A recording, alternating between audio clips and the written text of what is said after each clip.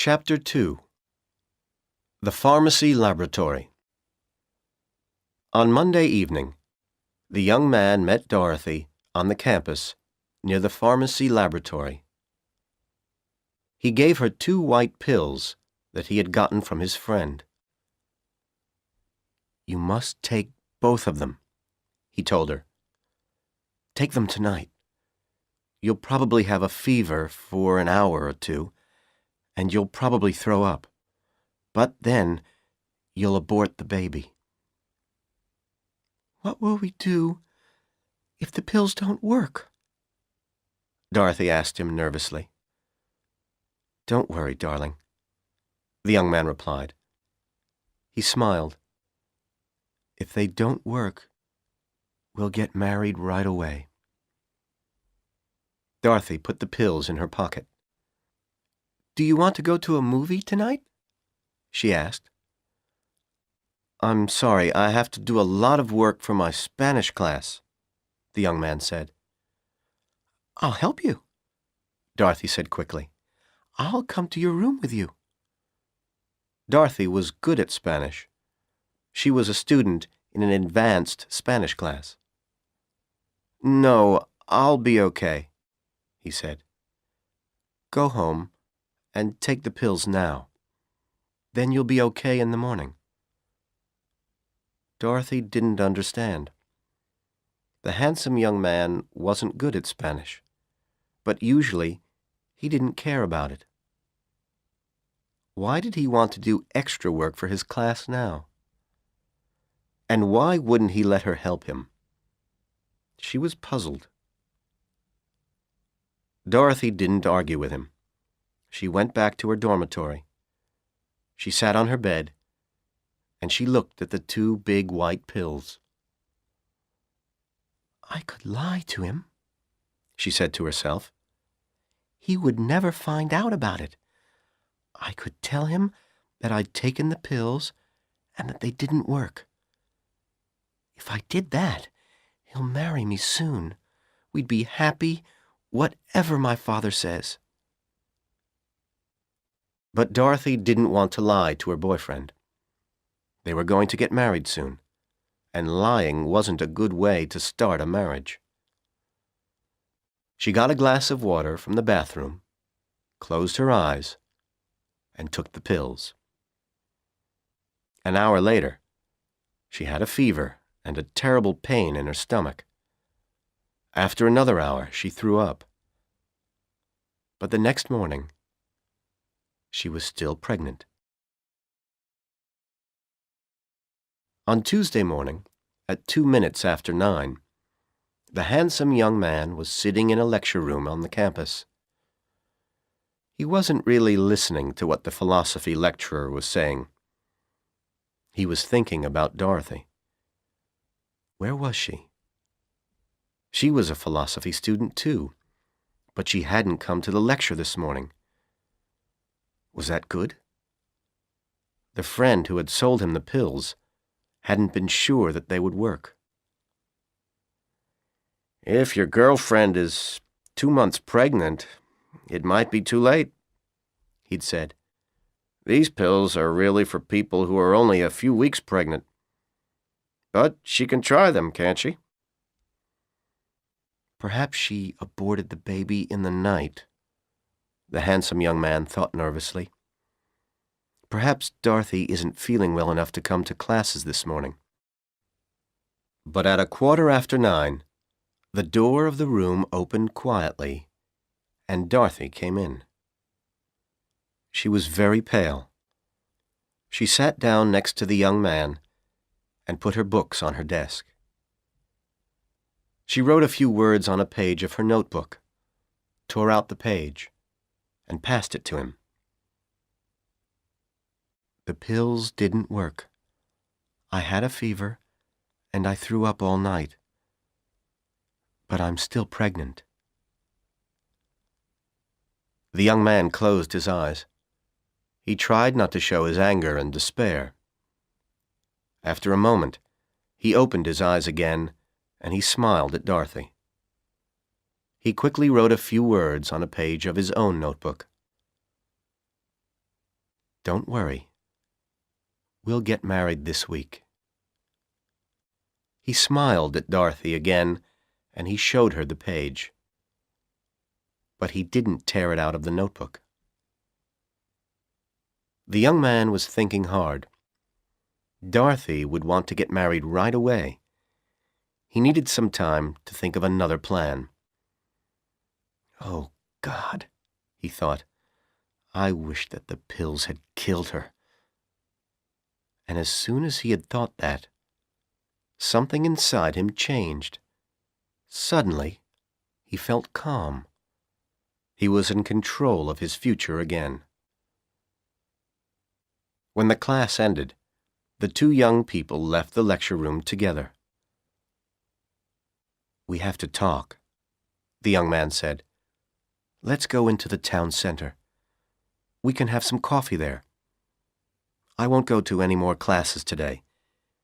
And you don't have any more classes till the afternoon." Dorothy was still pale, but she was happy and excited. "Let's get married tomorrow," she said. "No, that's too soon, darling," the young man replied. "We have to find somewhere cheap to live. We can't live in my little room. There's a trailer park on the other side of town. Some of the married students live there. I'll talk to somebody about renting one of the trailers. We'll get married on Friday. Then we can have a weekend together at a hotel and move into the trailer on Monday." "Do we have to wait till Friday to get married?" Dorothy asked. "It's only a few more days," the young man said. "Okay, I'll write to my sister Ellen tonight," Dorothy said. "I'd like to tell her my news right away." "That's not a good idea, Dorothy," the young man said. "If you tell Ellen about our plans, she'll tell your father about them. He might try to stop our wedding. You can phone your family after the wedding on Friday." They argued for a couple of minutes, but finally, Dorothy agreed. The two young people walked to the town center. They drank coffee in a little restaurant there. Then, Dorothy left the restaurant to go back to the campus. The young man watched her leave. "I'm going to have to kill her," he told himself. "But everybody must think that her death is an accident, or perhaps a suicide. Yes, people must think that she killed herself. Poor Dorothy." Half an hour later, the young man was sitting in the university library. On his desk were books about famous murders and books about toxicology. He read them quietly for a while, writing notes in his notebook. When he left the library, he had a list of 5 poisons. Any one of them would kill a person quickly. Now, he had to get a small amount of one of these poisons.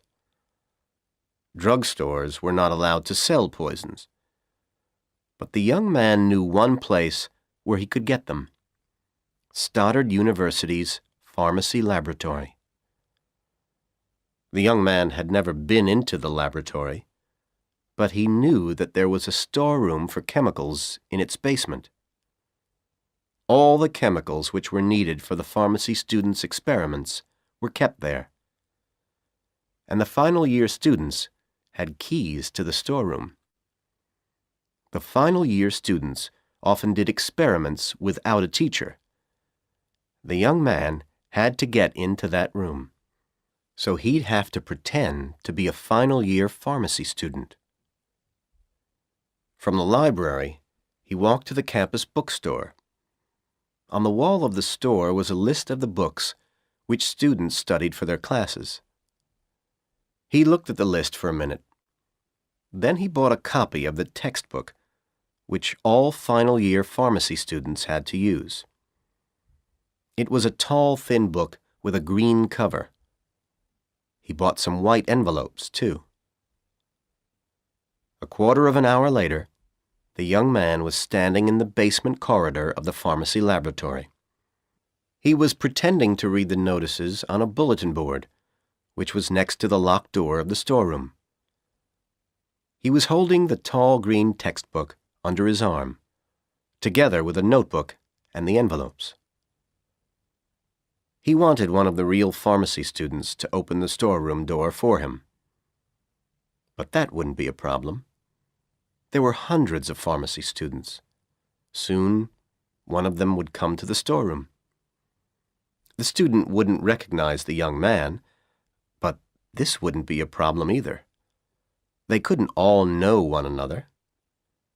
There were 3 large final-year pharmacy classes. Whoever came to the storeroom would see the young man standing in the corridor with the final-year textbook.